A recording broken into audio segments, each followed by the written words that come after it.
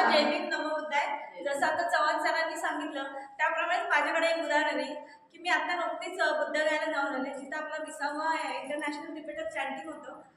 ते 2006 पासून आपले जे बुद्ध ग्रंथ ताईंनी सांगितले, जे आपले 3 ग्रंथ आहेत मेन, त्याचं वाचन तिथं होतं 2006 पासून.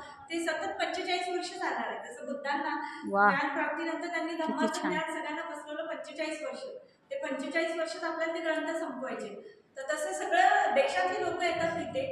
तर 2 तारखेला त्याचं ओपनिंग सेरेमनी झालं. तिथे सगळ्या देशाची लोक होती. त्यांना जी आस्था सुरू होती भगवान बुद्धांप्रतीच. बरोबर. मग त्यामध्ये आपले महाराष्ट्रीयन लोकांची आस्था सगळ्यात जास्त आहे ती आंबेडकरांबद्दल. कारण आंबेडकरांनी आपल्याला भगवान बुद्ध दिले. तर तिथे आमच्या सगळ्यांच्या मनाला इतकी रुकरुक लागली, अरे बापरे एवढे इंटरनॅशनल फेस्टिवल होते पण तिथे आपल्या बाबांचा एक फोटो नाही, बाबांना कोणी श्रद्धांजली तिथं वाहत नाही. मग ते आमच्या मनामध्ये ती सहल होती. तर नेमका 6 डिसेंबर आला. 6 डिसेंबरला बुद्ध विहाराच्या बाजूला एक गार्डन आहे. त्या गार्डनमध्ये बाबासाहेबांचा फोटो आहे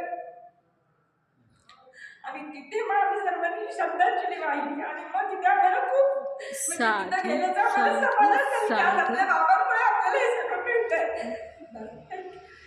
साधू साधू साधू.